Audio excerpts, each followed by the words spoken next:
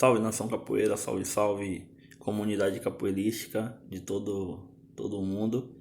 É, eu sou contramestre Talistouro aqui da cidade de Salvador, da Bahia, e desenvolvo um trabalho com capoeira dentro das instalações da Guarda Civil Municipal aqui da cidade. E além de contramestre de capoeira, sou também psicólogo e pós-graduado em análise experimental do comportamento. Diante de um diálogo que eu tive com dois dos meus alunos mais graduados hoje pela tarde, onde nós falávamos sobre a utilização da punição, né? E aí falávamos dentro do contexto de aulas de capoeira. Eu decidi gravar esse vídeo para poder colocar, né, o que a psicologia ela tem a contribuir com a nossa prática, né, no ensino, nesse ensinamento, né, que nós nos propomos constantemente, diariamente, com os nossos alunos. Pois bem, eu estou aqui para falar sobre um conceito, certo? Que é o conceito de comportamento operante. Vou falar sobre punição, sobre análise de contingência, certo? Vou tentar colocar da forma mais simples possível para tentar facilitar, né? A ideia é facilitar e realmente poder ajudar, colaborar, né, com todos os professores, os estagiários, monitores, mestres que queiram ter esse conhecimento e usar esse conhecimento da psicologia, mais propriamente dito da análise experimental do comportamento, em suas aulas, né? Obtendo aqui um benefício para as suas aulas. Pois bem, em um primeiro momento, eu preciso dizer, né? Eu preparei aqui um material todo para me guiar, né? E eu preciso dizer que para análise do comportamento, experimental do comportamento, existe a ideia de que todo comportamento ele ocorre dentro de um determinado contexto. E todo comportamento ele vai gerar uma consequência. E é essa consequência que vai aumentar ou diminuir a probabilidade desse comportamento ele voltar a acontecer.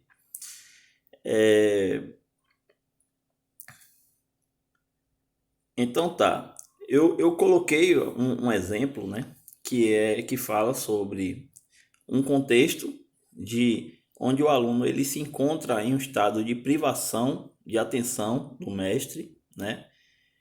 E ele vai lá e aplica uma rasteira no colega.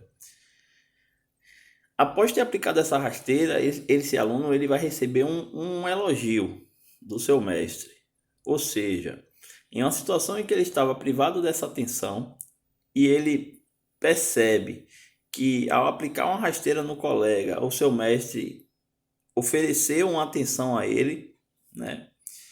Então, a probabilidade que tem dele voltar a se comportar dessa forma ou emitir uma série de comportamentos, né? Aplicar uma rasteira, aplicar um golpe, outro qualquer, nos seus colegas, né? Essa probabilidade vai estar aumentada, né? Então, isso vai aumentar a probabilidade dele treinar, dele se dedicar para conseguir aplicar essa rasteira, né? Então, assim, em uma situação, um contexto em que a turma trata o colega com preconceito, com críticas, então o aluno ele evade, ele deixa de frequentar as aulas, né? E aí a consequência disso é que ele vai remover, ele vai passar a estar em um ambiente longe das críticas, né? Então a probabilidade que esse aluno ele tem de, em outras situações da vida, em que ele se encontre, que ele se encontre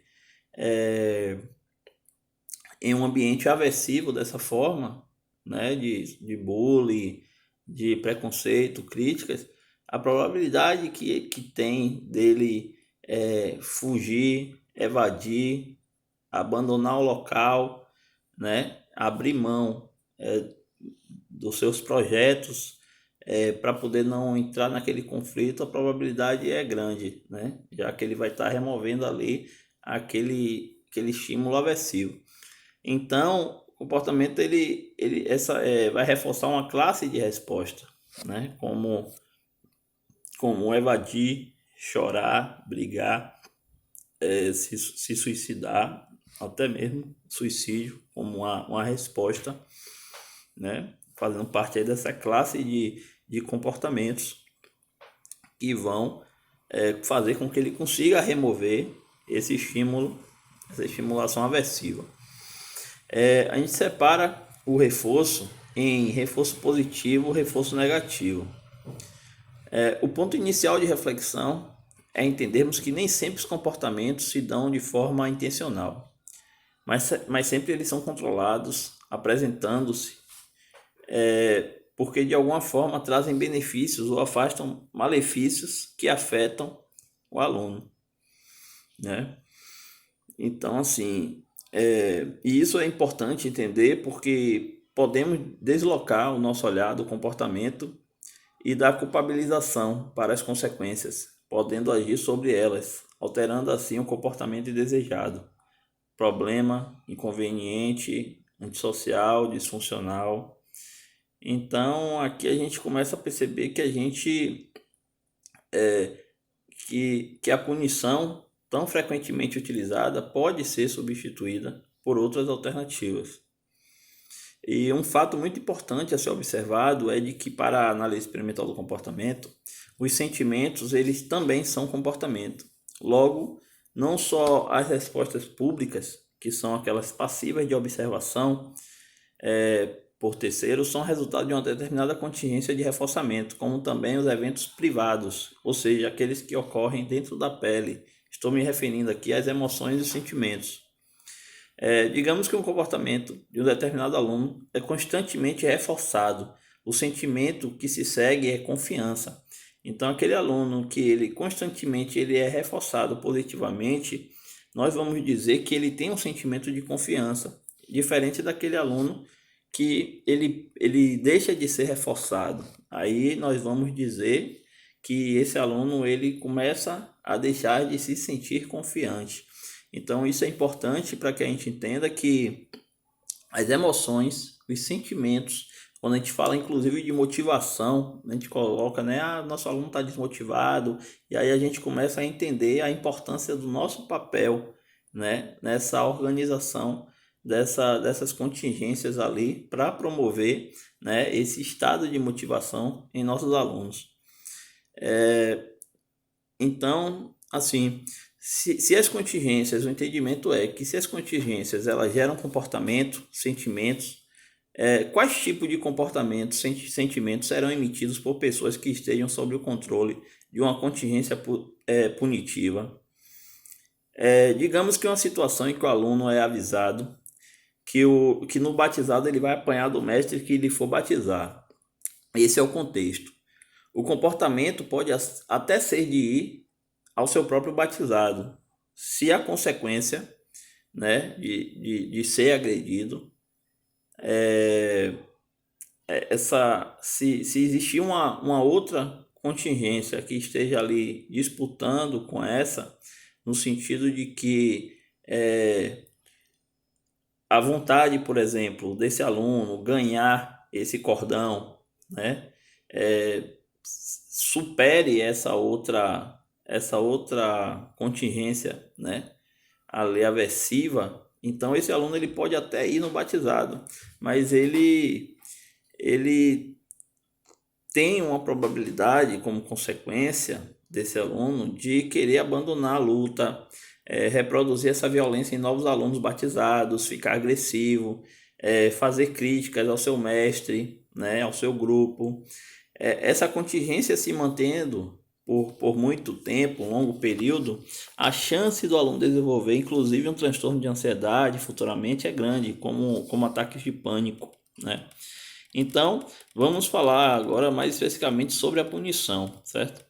A punição, ela é toda a consequência que leva à diminuição do comportamento indesejado a partir da retirada de um reforço positivo ou a adição de um estímulo aversivo. Então, nós vimos que o reforçamento positivo, ele se dá de forma a aumentar a probabilidade de um determinado comportamento acontecer.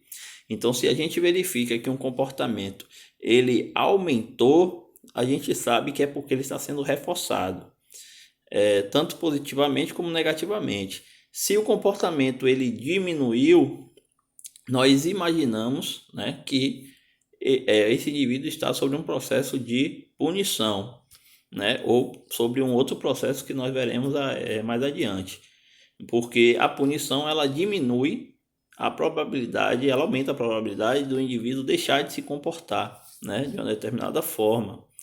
E isso, em um primeiro momento, nos parece interessante, né?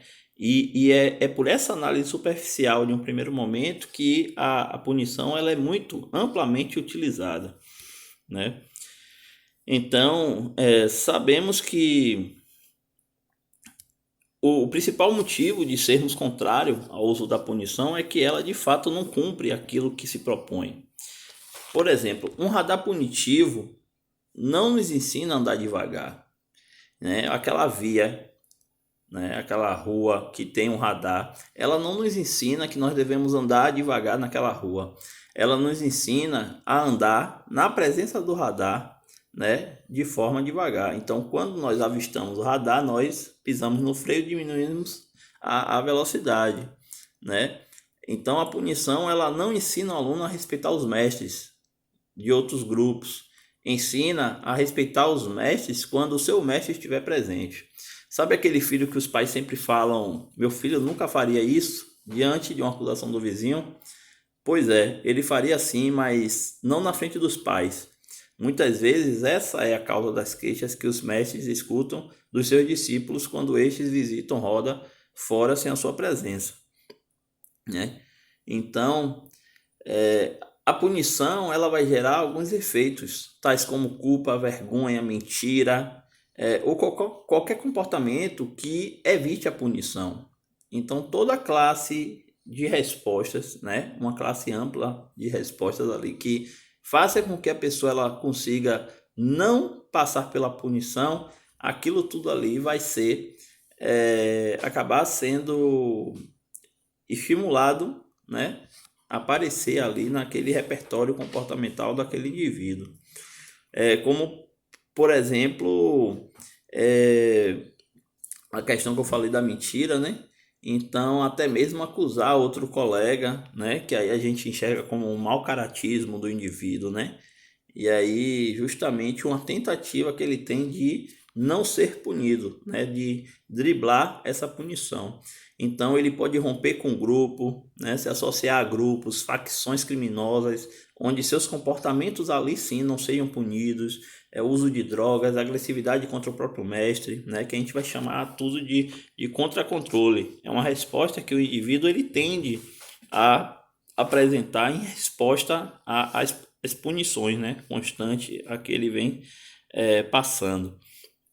Então, quais seriam as alternativas para a promoção da mudança de comportamento dos nossos alunos? Então, como alternativas, nós apresentamos o reforçamento positivo e o reforçamento negativo e a extinção operante de comportamento. Nós já falamos sobre o reforçamento, né, o positivo e o negativo.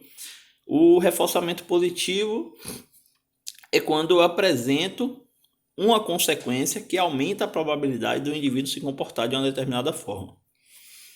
O reforçamento negativo é quando eu apresento, eu retiro do ambiente do indivíduo um estímulo ali que seja aversivo a ele, né? Então, Quando eu retiro aquele estímulo aversivo, eu aumento a probabilidade dele se comportar para que outros estímulos aversivos sejam retirados. Então, o que acontece? A extinção, por sua vez, ela é a retirada de um reforçador para o comportamento diretamente associado a ele, né? Então, um contexto, por exemplo, em que o aluno quer chamar a atenção da turma para se autoafirmar, né? Esse é o contexto. Ele agride outros alunos, responde o professor, e a consequência é a atenção.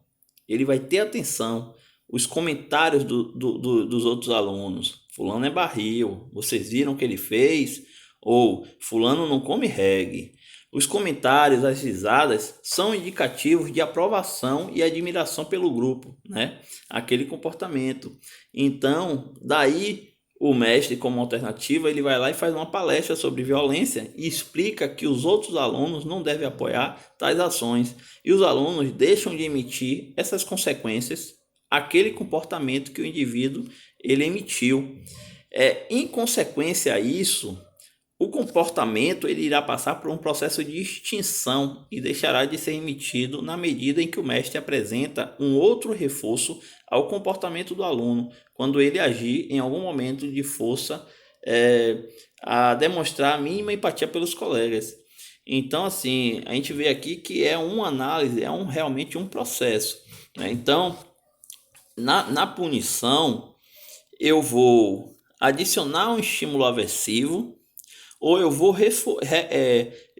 remover um reforçador positivo ali daquela contingência. Só que eu vou remover de uma contingência não aquela necessária que eu estou avaliando o comportamento problema.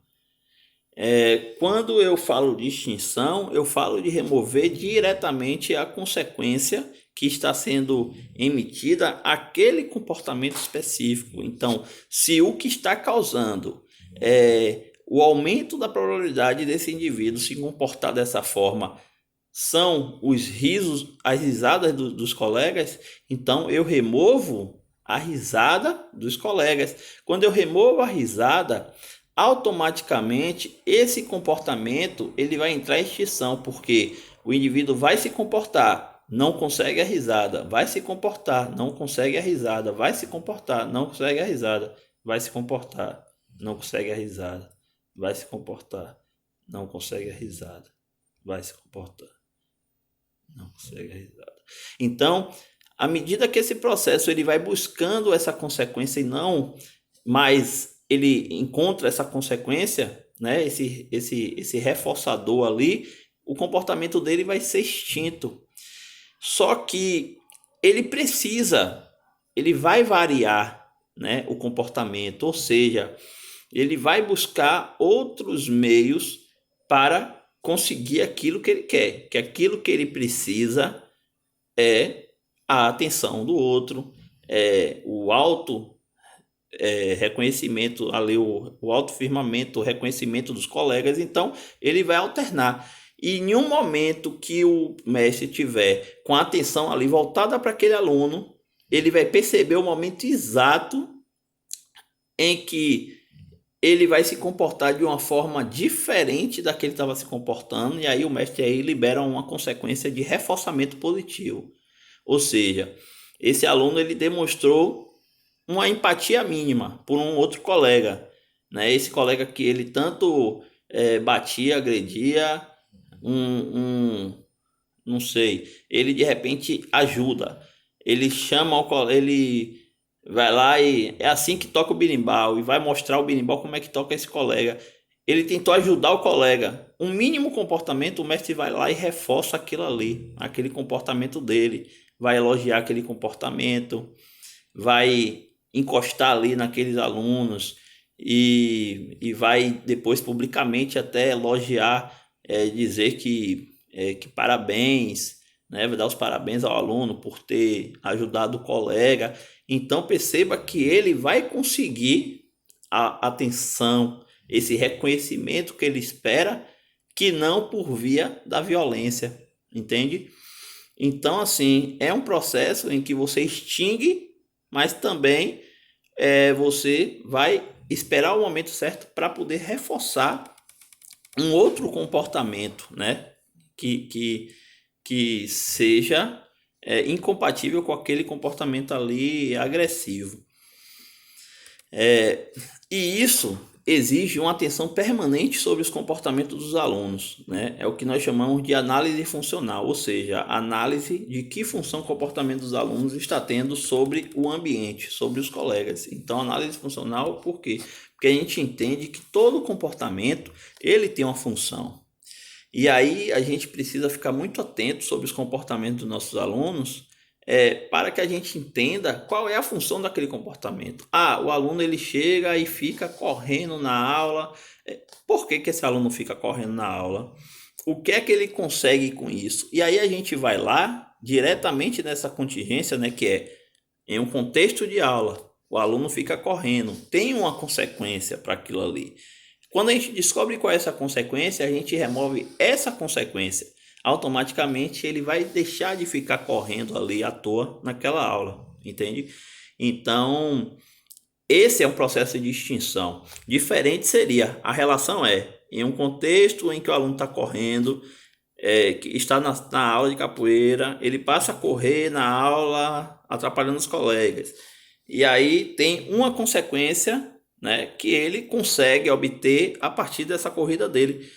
Aí eu saio dessa relação e vou buscar uma relação fora. Eu chego e falo assim, porque você está correndo, eu vou tomar seu berimbau. O que é que tem a ver o berimbau com... O berimbau é reforçador dele para uma outra contingência. O berimbau é de outra situação, então não tem relação nenhuma com essa contingência. Então é por isso que a gente chama de punição. Aí a punição gera todos aqueles efeitos de contra-controle, de raiva, de se voltar contra o mestre, contra os outros alunos, agressividade, entende? E já na extinção não vai ter esse processo. Vai ser um processo superado com mais facilidade, mais tranquilidade, certo? Então, assim, eu espero ter ajudado com esse vídeo, certo? E vou deixar aqui uma sugestão, 2 livros, né? Que é esse aqui de Skinner, Ciência e Comportamento Humano, e esse outro livro aqui, que também é de Skinner, sobre o behaviorismo, né? Behaviorismo Radical de Skinner. São 2 livros fáceis de serem encontrados e que podem nos servir, né? Esse conhecimento, o aprofundamento nessas questões, para que a gente possa saber ali conduzir melhor as nossas aulas, né? Todo tipo de conhecimento que vem para agregar, para somar, sempre muito válido. Então, gente, a todos vocês aí que me acompanharam aí, aquele pedido, né, que todo youtuber faz, deixa o joinha aí, certo?